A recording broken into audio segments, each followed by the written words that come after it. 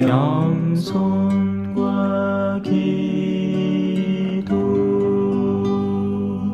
찬미 예수님. 그때 예수님께서는 낙심하지 말고 끊임없이 기도해야 한다는 뜻으로 제자들에게 비유를 말씀하셨다. 어떤 고을에 하느님도 두려워하지 않고 사람도 대수롭지 않게 여기는 한 재판관이 있었다. 또 그 고을에는 과부가 한 사람이 있었는데 그는 줄곧 그 재판관에게 가서 저와 저의 적대자 사이에 올바른 판결을 내려주십시오 하고 졸랐다. 재판관은 한동안 들어주려고 하지 않다가 마침내 속으로 말하였다. 나는 하느님도 두려워하지 않고 사람도 대수롭지 않게 여기지만 저 과부가 나를 이토록 귀찮게 하니 그에게는 올바른 판결을 내려주어야겠다. 그렇게 하지 않으면 끝까지 찾아와서 나를 괴롭힐 것이다. 주님께서 다시 이르셨다. 이 불의한 재판관이 하는 말을 새겨들어라. 하느님께서 당신께 선택된 이들이 밤낮으로 부르짖는데 그들에게 올바른 판결을 내려주지 않으신 채 그들을 두고 미적거리시겠느냐. 내가 너희에게 말한다. 하느님께서는 그들에게 지체 없이 올바른 판결을 내려주실 것이다. 그러나 사람의 아들이 올 때에 이 세상에서 믿음을 찾아볼 수 있겠느냐? 주님의 말씀입니다.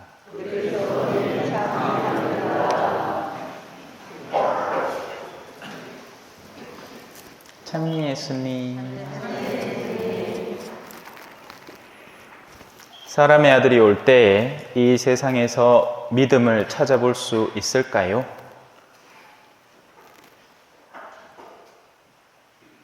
무엇이 믿음이기에 예수님께서 이렇게 말씀하시는 걸까요? 믿는다는 것은 어떤 것을 의미하고 우리는 믿는다는 것을 어떻게 구체화하고 실현하면서 살아가는지 알아야 됩니다. 수많은 사람들이 믿음 생활을 하고 있다고 생각을 하면서 신앙적 활동을 합니다. 하지만 종교 활동과 신앙 생활은 엄연한 격차가 존재합니다. 어떤 때는 교집합일 수도 있고요. 어떤 때는 전혀 딴판일 수도 있습니다. 단적인 예로 수능을 위해서 성당을 나온 고3 엄마는 가톨릭의 껍데기를 입었을 뿐 갓바위에 가도 똑같이 할 겁니다. 성당당에도 물을 떠놓고 빌지도 몰라요. 사실 수많은 정치인들이 그렇죠. 가톨릭에 와서 천주교 세례 받은 다음에 불교 가서 수계 받고 개신교 가서 또 세례 받습니다. 이름이 뒤에 이쁘게 세례명이 하나 붙었다고 착각하시면 안 돼요. 그들은 정치를 숭배하는 사람들입니다. 우상 숭배자들이죠. 줏대가 없고 지조가 없습니다. 그래서 우리는 올바른 믿음에 대해서 배워야 합니다. 배우려면 들어야 합니다. 들으려면 복음이 선포되어야 하죠. 하지만 오늘날에는 속이는 자들이 굉장히 많이 등장했습니다. 복음인 줄 알고 따라갔더니 이만희를 섬기고 있고 복음인 줄 알고 따라갔더니 성폭행을 해버립니다. JMS 정명석이라고. 깜빵에 들어갔어요. 예. 그러다가 나왔죠. 그래 또 그란답니다. 제주도 좋아. 예. 두 개가 하나 엉친 거지. 하나의 그 영리함, 세속적 영리함과 사람들의 무지몽매함, 광신이라고 부릅니다. 신앙은요, 이 신비적 영역, 믿음의 영역과 그리고 이해의 영역이 같이 가야 됩니다. 이 날개 중에 하나가 부러져 버리면 우리는 우와 하고 추락하는 비행기처럼 맹신으로, 광신으로 가게 돼요. 그러나 신부님이 새벽 2시에 방문을 꽝 차고 수상 차려라 하면 아이고 우리 신부님 오셨다고 좋아하고 앉았습니다. 그러면 안 되죠. 신부님, 지금 시간이 새벽 2시입니다. 이러시면 안 되죠. 하고 돌려보내야죠. 하지만 신부님이신께 그래 해야 되는 줄 아는 겁니다. 자, 오늘 제가 여러분을 위해서 준비한 파트는요, 이독서입니다. 오늘 이독서는 우리에게 이 성경을 어떻게 바라보아야 하는지에 대한 관점을 아주 훌륭하게 설명해 주고 있어요. 근데 재밌는 게 있죠. 성경 속에서 우리는 성경에 대한 이야기를 듣습니다. 그죠? 네. 바오로 사도는 자기 말이 성경이 될 줄이라고 생각도 못했어요. 그냥 사람들을 가르친 거죠. 근데 그랬더니 나중에 자기 말이 덜렁 신약이라는 성경에 포함되게 된 겁니다. 그래서 지금 여기서 말하는 성경은 무슨 성경일까요? 구약 성경입니다. 하지만 그 구약 안에도 우리는 흔히 마치 구약은 옛날 성경이니까 별 큰 의미 없는 성경, 신약은 예수님 복음도 들었고 하니까 좋고 훌륭한 성경이라고 착각을 하는데요. 아니에요. 같은 성령께서 같은 뜻으로 적으신 겁니다. 그래서 구약 안에도 예수 그리스도를 향한 방향을 똑같이 읽어낼 수 있는 거예요. 자, 한 파트를 읽고 시작을 하겠습니다. 성경은 전부 하느님의 영감으로 쓰인 것으로 가르치고 꾸짖고 바로잡고 의롭게 살도록 교육하는 데 유익합니다. 이 부분을 조금은 새겨 들어 주셨으면 좋겠습니다. 뒤에도 나와요. 뒤에는 어떻게 나오느냐? 끈기를 다하여 사람들을 가르치면서 타이르고 꾸짖고 격려하십시오라고 나옵니다. 그래서 이 네 파트를 어떻게 이해할지 오늘 배우면서 우리는 어디쯤에 서 있는지 살펴봤으면 좋겠습니다. 제일 먼저 살펴볼 것은 가르친다는 것입니다. 크게 어렵지 않아요. 여기 선생님들도 계십니다. 예, 여기도 계시고 뒤에도 계시고 뭐 다른 분들도 선생님의 역할을 많이들 해보셨을 거예요. 예. 어디 누군가가 모르는 사람이 새로 내가 일하는 데 오면 그걸 가르치면서 나는 선생님이 되죠. 처음에 누구든지 백지와 같은 상태에서 시작을 합니다. 그렇기 때문에 가르쳐줘야 해요. 여기 예비자분들도 계시는데 제가 매 화요일마다 저녁미사 마치고 가르쳐드리고 있죠. 새하얀 백지에다가 이렇게 글을 적어내는 겁니다. 영혼에다가 하느님이라는 글을 적는 거죠. 우리는 누구나 그 가르침을 선물해 줘야 됩니다. 왜냐하면 우리 주변에는 몰라서 못하는 사람, 몰라서 못 다가오는 사람들이 많거든요. 하지만 우린 너무나 게으릅니다. 그리고 또 게으른 것에 더해서 우리가 그럴 자격이 있나라고 의심하기 시작합니다. 여러분, 이런저런 자격을 다 따지면요, 세상 그 누구도 하느님을 못 가르칩니다. 어떻게 가르쳐요? 자격이 안 되는데. 하느님을 가르치려면 그러면 완전히 순수하고 정결하고 100% 완전히 마음이 완전히 하느님께 완전히 가 있어야 그런 사람이라야 가르칠랑 말랑. 저도 안 그래요. 저도 놀 때는 게임하는 거 역시 좋아하고요. 게임 속에서 막 총 들고 뛰다니면서 딴 사람 쏘고 막 그래요. 저는 석사 논문을 게임을 주제로 썼습니다. 게임의 윤리신학적 고찰. 게임은요, 일상을 범접하지 않는 이상은 훌륭한 도구예요. 문제는 뭐죠? 술 먹고 그 다음날 째리뽕 돼갖고 막 으악 해서 자기 하는 일 못하겠다고 나 잡아접고, 이거는 완전히 잘못된 게임을 하는 겁니다. 술도 사실은 그 취기를 얻는 게임이에요. 그 학생 버전이 저기 롤러코스터 타는 거고요. 그 성인 버전이 술을 마시는 겁니다. 약간의 흥겨움과 취기를 느끼는 거죠. 이 과학적 근거가 있는 겁니다. 저는 뭐 누구처럼 막 뺏겨 쓰고 이런 거 안 했어요. 열심히 논문 적었습니다. 석사 논문 정말 빼꼬리 빠지라고 적었는데 누구는 논문 적는 거 보니까 너무 쉽더만. 참. 그 학생들은 정말 좌절스러울 것 같아요. 자기들은 진짜 막 뼈꼬리 빠져라고 학위 하나 딸라고 난리를 치는데 누구는 그래 이 뒤에 큰 힘에 힘입어가지고 그렇게 하고 있으니까 그죠? 자, 다시 돌아옵시다. 가르칠 수 있습니다, 여러분. 가르칠 수 있어요. 가르쳐야 해요. 누군가는 여기 성당이 있는 걸 아는데 어떻게 해야 들어오는지를 몰라서 아무도 자신들에게 손을 내밀어 준 적이 없어서 그냥 그 자리에 머물고 있는 겁니다. 저 사람은 성당 댕긴다 하는데 나도 저 사람 가는 금맨키로 주일마다 요래 샬랑샬랑샬랑 말라 머리에 하늘 씌고 나도 가고 싶은데 와 한 번도 얘기를 안 해줄꼬 하면 그건 여러분들의 탓이 되는 겁니다. 단 한 번도 얘기해 보지 않았기 때문에. 어제는 미사 전후로 손님들이 찾아왔는데요. 미사 후에 찾아온 한 청년이 있었어요. 마치 니코데모가 밤에 예수님을 찾아온 것처럼. 그래서 지난번에도 한번 왔었어요. 광주 사는 친구인데 그 먼 길을 달려서 이 밤에 온 겁니다. 그래, 와왔노 가있긴 해. 신부님 강의 말씀을 듣다 보니까 나병 환자들 10명 중에 돌아온 사람이 없다 하는데 저라도 돌아오려고. 와, 그래. 다른 얘기를 하는 게 아니에요. 그냥 그 얘기를 하고 저한테 고구마 말린 거 주고 커피 원두 한 봉지 주고 그래 갔습니다.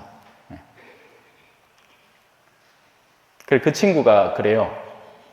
신부님 말씀을 들으면 나도 자꾸 막 마음이 뜨거워지는데 내 친구들한테 그런 얘기를 하려니 내가 그렇게 살지 못해서 못할 것 같습니다. 그래서 그에게 용기를 심어줬습니다. 아니라고. 완벽해져야 할 수 있는 선교가 아니라고. 누구나 복음을 전할 수 있고 그리고 그 복음을 전하면서 자신이 도로 배우게 된다고. 사실 그렇잖아요. 그죠? 잘 살아 얘기하는데 내가 못 살면 비웃음 살 거 아닙니까?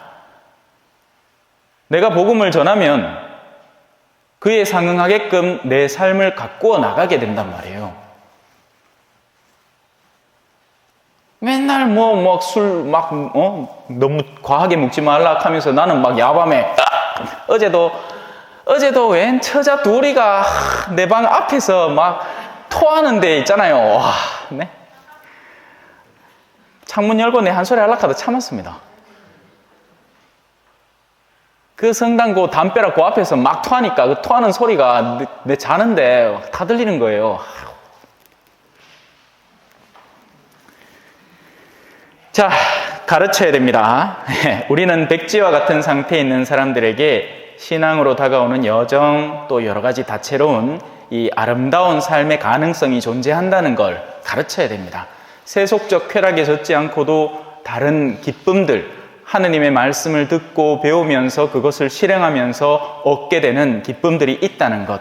사람들은 예를 들어서 성에 중독된 사람은 자기 아내에 만족하지 못하고 자꾸 다른 여성들을 다가가려고 합니다. 하지만 정결하고 정갈한 삶, 부부 사이의 신의를 지키는 삶 속에 숨어있는 보석과 같은 기쁨들이 있다는 것을 누군가는 가르쳐줘야 하는 겁니다.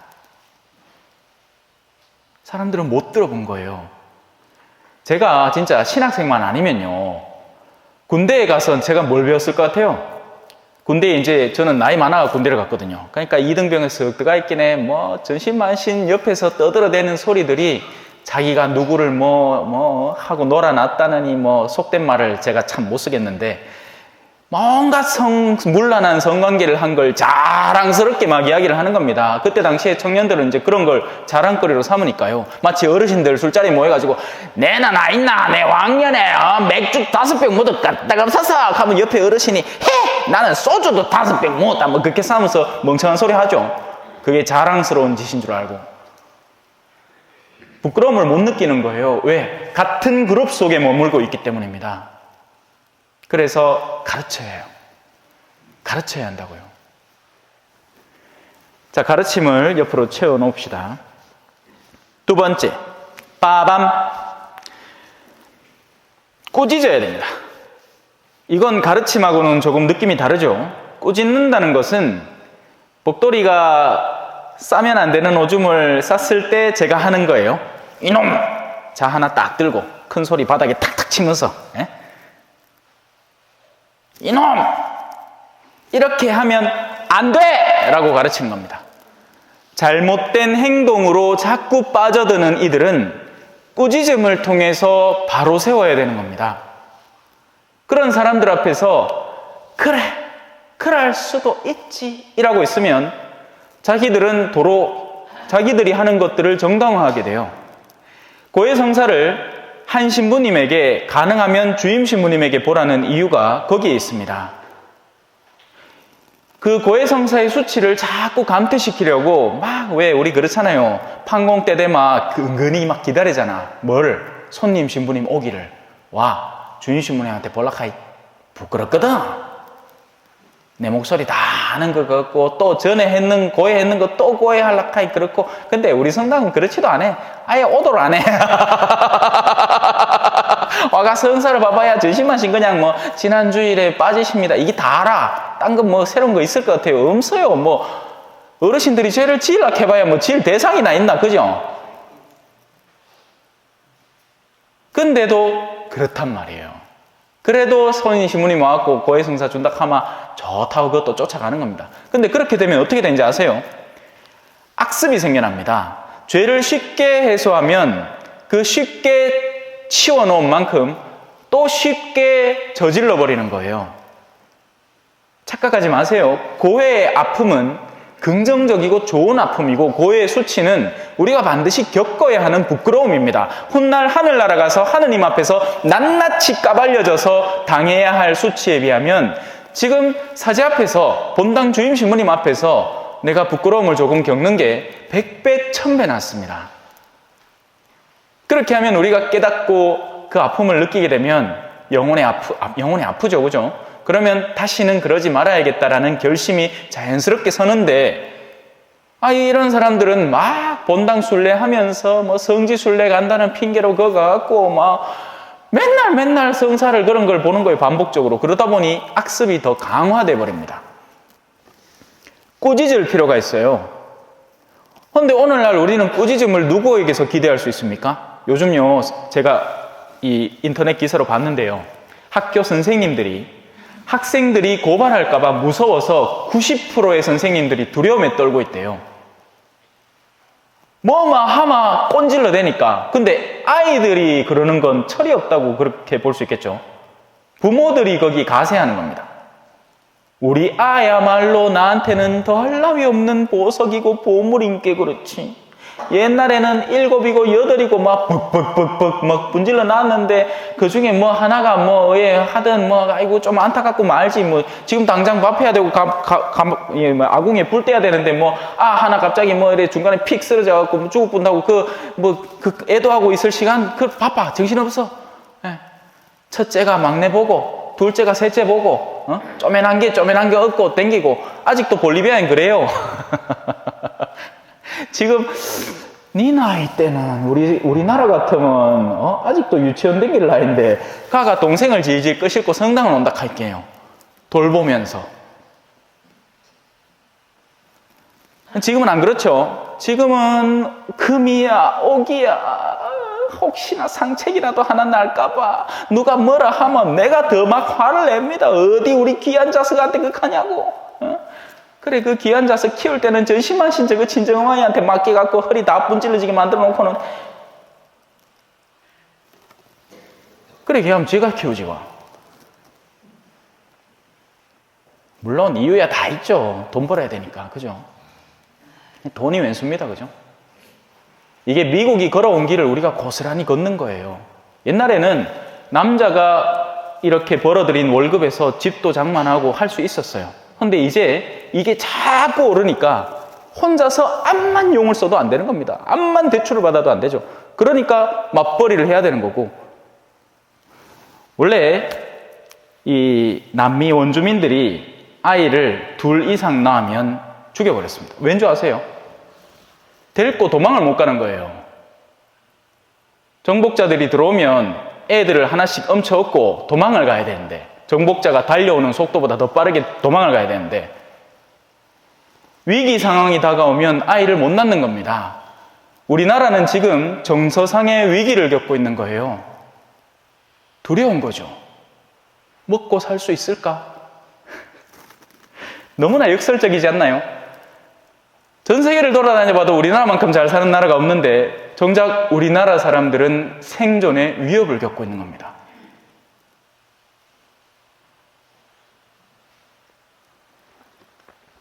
꾸짖어야 돼요. 꾸짖을 게 있다면 꾸짖어야죠. 하지만 오늘날 사람들은 그 꾸짖는 걸 너무 싫어합니다. 꾸짖음 당해본 적도 없고 그래서 자기가 하는 게 모두가 옳다고 생각합니다. 뭔 짓을 해도 옳다고 생각해요. 무서운 세상이 되었죠.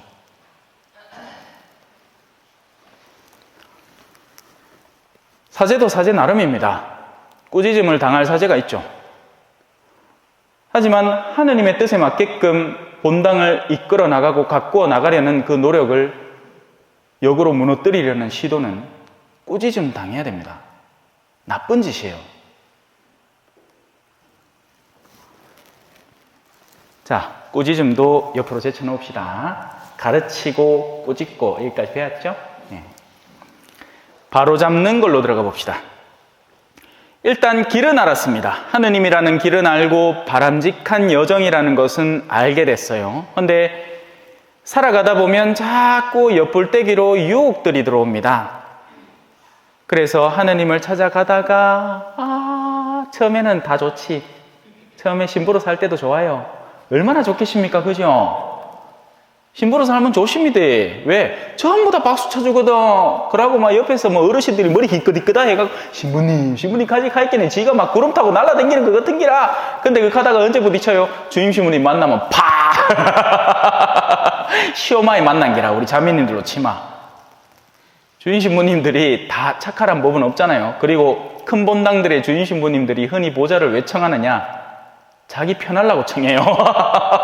정말 본당에 젊은 사람들을 규합하고 어떤 사목적 권한을 나누어 주기 위해서가 아니라 지 놀러 가고 싶을 때 미사 떠맡기고 놀러 가려고. 그러있기에 자꾸 일이 가중됩니다. 어깨가 무거워지죠. 네. 그러다 보면 이런 투덜거림 나와. 내가 일하려고 신부가 됐나 하고 있는 겁니다. 처음에 그 좋았던 꿈과 같은 시절은 다 지나가고 없고 결혼 생활도 비슷하잖아요. 그지요? 내 안 해봐 모르겠지만서도 처음에야 남편하고 막 어선도선 자기야 이렇게 하고 놀까 아이가? 어? 입에 앵도 하나 물고 막 입에 죽까 말까 해서 하면서 근데 그 가다가 이제 몇 개월 지나면 이제 저리 가라! 아이고 더불어 좀 떨어지 자작 하면서 막 그죠? 그거 나중엔 결혼한다 개사고 바로 잡아야 됩니다. 엇나갈 수 있어요. 네. 우리는 완벽하지 않기 때문이죠. 누구든지 엇나갈 수 있습니다. 사제도, 뭐 수도자도, 병신도도, 심지어 교황님도 정신 똑띠 안 차리마 엇나갑니다. 네. 그리고 그럴 때 우리를 바로 잡아주는 가르침이 성경 안에 있단 말이에요. 말씀 안에 존재한단 말이죠. 그만큼 말씀이 소중한 겁니다. 그런데 우리 천주교 신자들 특징이 있죠. 말씀 안 읽어요. 안 읽어요. 네. 그냥 미사 때 오면 맨날 틀어주고 막 하이끼네 그걸로 실 따라 읽고 그냥 말아보고 집에서 먼저 안 읽어오고 와서도 자쁘고 막 또 뭐 이거는 또 역시 잘해. 그죠? 일났다 앉았다 뭐 이런 건 잘하는데 말씀하고는 막 벽 담쌓고 삽니다. 뭐 말씀 내 몰라. 방금 전에 읽었는 것도 금방 까먹고. 근데 저 뭐 길 가다가 내 먹고 싶은 뭐 갈치가 제주 갈치가 5,000원 가면 아이고 저거 사러 가야 되겠다 하고 기억은 잘해. 갈치 얼마인가 물어보면 5,000원 가더라 5,000원 하면서 내가 관심 있고 사랑하는 대상은 금방금방 기억한단 말입니다. 하지만 관심이 없는 거예요. 의미가 없다고 생각하는 거죠. 인간의 여정을 보다 본질적으로 깨끗한 데에서 아름다운 글을 써주는 가르침도 주고 그릇된 길로 빠지고 있는 사람을 건져주기도 하는 꾸짖음도 주고 엇나간 것들을 바로 세우는 역할도 하는 그 가르침들을 너무나 쉽게 무시하는 겁니다. 말씀은 자꾸만 엇나가는 우리 마음들을 다독이고 바로 세우는 거예요. 그래서 성직자 수도자들은 성물도를 그렇게 바치는 겁니다. 시편 기도를 아침 먹고 땡, 점심 먹고 땡, 저녁 먹고 땡, 창문을 열어보니 비가 오네요. 신학교에서는 그러죠. 봉쇄수도원에서는 총 7번의 기도를 바쳐요. 세북에도 꽤 아픕니다. 독서기도 바치라고. 자, 이제 바로 잡는 걸 옆으로 치웁시다. 하나 남았습니다. 하느님의 여정은 어느 순간에 완성되는 법이 없습니다. 왜냐하면 하느님은 무한하시기 때문이죠. 우리는 매 미사 전마다 내 탓이요 하면서 생각과 말과 행위로 저지른 죄를 고백합니다. 이거는 분명한 혐의점이 있어요. 그리고 그걸 고백하고 용서받으면 됩니다. 그런데 의무를 다하지 못한 죄가 마지막에 나오죠. 왜냐하면 이건 끝이 없기 때문입니다. 사제로서 얼마나 더 해야 의무를 하는 거예요? 요 정도 하고 주일미사하고 주일미사 때 강론하고 교회법 그대로. 여러분 재밌는 거 하나 알려드릴까요? 원래 신부는요 하루에 미사 한 대 이상 하면 안 됩니다. 교회법상으로. 주일은 2대까지. 그러니까 그것도 성격 다른 미사일 때, 장례 미사, 주일 미사 이럴 때. 근데 한국 교회는 안 그렇죠. 법대로 하자 하면 저 편안하게 살 수 있습니다. 법은 여러분보다 제가 더 잘 알지 않겠어요, 교육법은. 그죠? 법대로 하면. 그래서 공무원들은 법대로 하는 거예요. 얼마든지 해줄 수 있고 사인 하나만 하면 그대로 처리될 건데, 아이고 죄송합니다. 이거 우리 법이 이래 안 돼 있다. 내가 진짜 도와주고 싶은데 지 귀찮은 격을 하는 거예요. 신경 쓰면 다 해결될 수 있고 방법을 찾아볼 수 있고 예외 규정들도 있고 한데 어르신들이 그거 아나? 그래 있긴 요나 좀 도와주면 안 되는가? 내가 그거 진짜 도와주고 싶은데 내가 그래 할 수가 없네. 법이 그래 안 되십니다. 모르는 척하고 너무 아프지. 자, 가르치고 꾸짖고 바로잡고 의롭게 사는 것은 우리가 하느님께 나아가는 데에는 끝이 없기 때문에 오늘이 어제보다 더 의로워야 되고 내일은 오늘보다 더 의로워야 하는 겁니다. 하느님께로 끊임없이 계단을 밟아 나아가야 하는 거죠. 후진하면 안 돼요. 이렇게 잘 나아가다가도 어느 날 무너지는 경우가 생깁니다. 그러면 거꾸로 가버리는 거예요. 흐르는 강물을 거꾸로 거슬러 오르는 연어들의 우리는 강물을 계속 꾸준히 성실하게 쭉 올라가요. 하루에 한 1cm를 가더라도 그래도 그 가치는 너무나 값진 겁니다. 왜? 흐르는 강물을 거꾸로 거슬러 올라가고 있으니까. 그런데 우리가 멈춰버리면 강물과 같이 떠내려가기 시작합니다. 그러면 안 돼요. 신앙생활에서 후퇴하면 안 된다고요. 그래서 이 성경은 이 4가지를 우리한테 각인시키는 겁니다. 하느님의 말씀에 몸담고 살아가는 사람들은 가르침을 받고 꾸짖어지고 바로 세워지고 그리고 더 의롭게 살도록 나아가는 거죠. 꾸짖는 건 정화와 관계가 있는 거고 의롭게 사는 것은 성화와 관계가 있는 겁니다. 뒷면도 마찬가지예요. 기회가 좋든지 나쁘든지 꾸준히 계속하십시오. 끈기를 다하여 사람들을 가르치면서 텅 빈 공간에 영적 지식을 채워주고 타이르고 잘못 가고 있는 사람을 올바로 일깨워주고 타이르고가 이 바로 잡는 겁니다. 꾸짖고 그릇된 길을 가는 사람을 다시 돌이키고 격려하십시오. 이미 가고 있는 그 길을 용기를 잃지 말고 계속 가시라고. 우리 어르신들 그죠? 쪼매만 뜨지다리만 하느님 보러 안 가나? 근데 이 막판에 길 잘못 들어갔고 누가 어디 싼 값에 준다 해갖고 돈 욕심이 그때 쪼매 생기갖고 내가 아들내미 주려고 못했던 돈 쪼매 줬다가 그게 또 잘못 걸리갖고 돈 한 추름에 다 뺏기 자식들하고 원수지고 속 시끄러운 일들이 막 미친듯이 벌어지고 하지 말고 마지막 남은 여정 하느님께 오롯이 걸어가시라고요. 제가 도와드릴 텐게 아시겠지요? 하느님의 말씀은 살아있고 힘이 있으며 마음의 생각과 속셈을 드러낸다. 아멘. 찬미 예수님, 겸손과 기도.